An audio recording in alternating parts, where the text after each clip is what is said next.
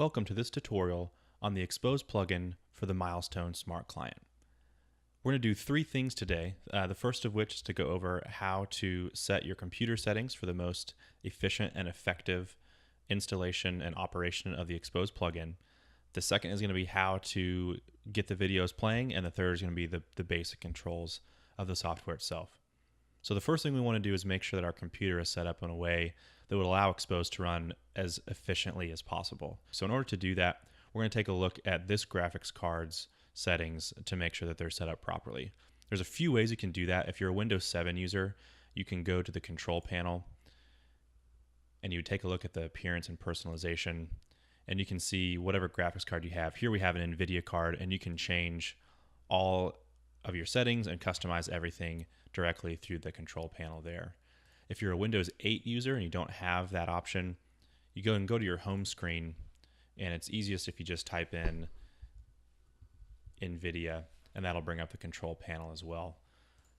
The final option is if when you run the software, you can right click on the executable file. So here we have the Smart Client. If I right click, it's going to give me a number of options, one of which is how I want to run the graphics processor. So we can run it with the high performance NVIDIA or the defaulted integrated. If I want to change those defaults, I'll go ahead and click the bottom option, and we want to go to the Manage 3D Settings tab on the left-hand side. You're going to search for the Smart Client option. So here we have the executable Smart Client.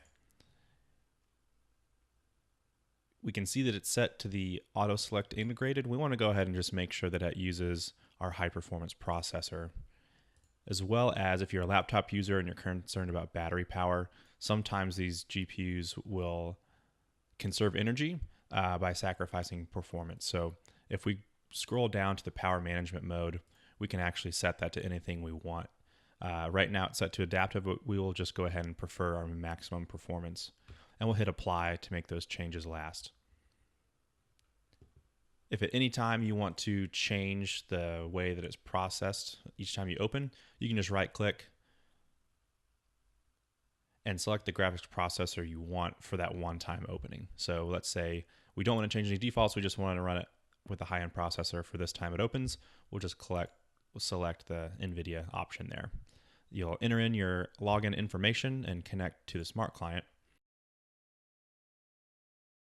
So now that the Smart Client is pulled up, we can see that it launches the XPOSE control tab, and it's going to default to running any videos and enabling any correction.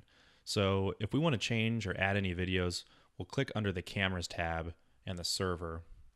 And this is going to give us the list of IP cameras or integrated cameras or video files that we have in this example. So I've already preloaded some video files through the application manager, and these are the four that we have to work with. So let's say I want to switch out camera 1 and camera 4 with something else. So I'll just drag camera 3 and drop it in this window. And let's say we want camera 7 down here instead of camera 4. And the plugin will allow us to go ahead and start those videos. So now that we have the videos in place,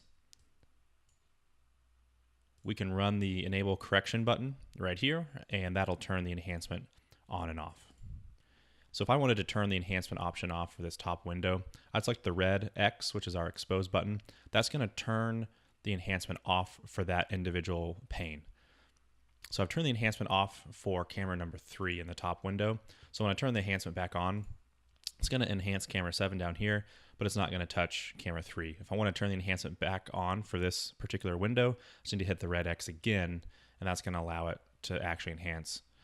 And so you can do that for any windows you want. So if you're looking at a 16 view window and there are only 2 or 3 that you wanted to run the actual enhancement on, all you would need to do is deselect or select the red X to turn the enhancement on and off for any of those.